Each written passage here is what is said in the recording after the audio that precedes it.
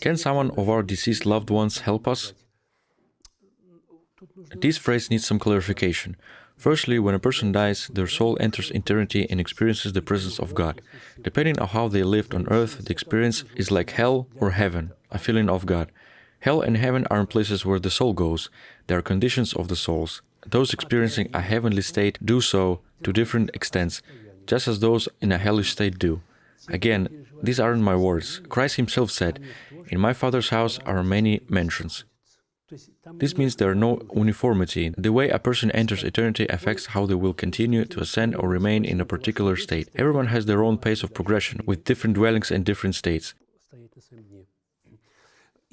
And there are those who have reached a certain level of perfection.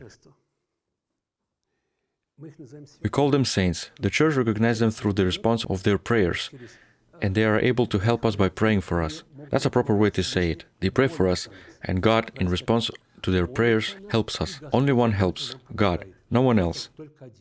Saint Nicholas didn't help anyone, nor did the Mother of God help anyone directly, nor has any guardian angel have ever helped any person by their own power. They pray for us with love to the Lord, and the Lord acts and helps.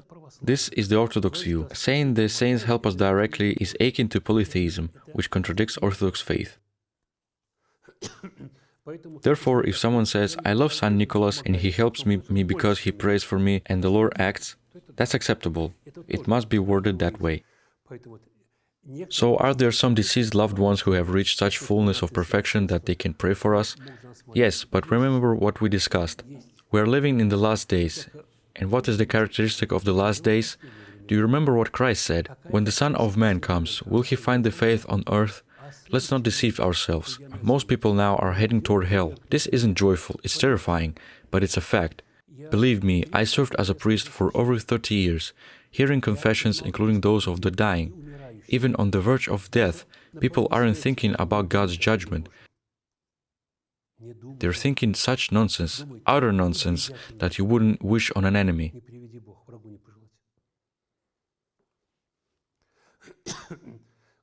Very few are being saved, and even fewer reach the height to be able to pray for us.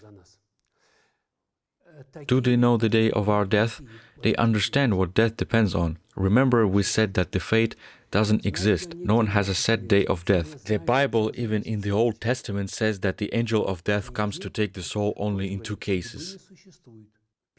The first case is when a person has reached the highest point they are capable of, and to prevent them from falling into sin, God takes them at the peak. I've seen this happen many times, things so amazing that they turn your entire understanding upside down. The second case is when God sees that a person is beyond correction and will only get worse. What does it mean to get worse? It means that they're pushing themselves into deeper layers of hell and, like a source of infection, continue to corrupt their surroundings. In that case, God is like a surgeon, removes the infection, taking them from this world to prevent them from spreading their contamination. These are the two cases as stated in the Old Testament. So when will your time come? When you reach the peak of your potential, or when you're in a state of decline? And again, this is not a day marked by fate. It's a state that depends on us, not on some predetermined destiny written by God or foreseen by someone a specific day. My last hour depends on me, just as yours depends on you.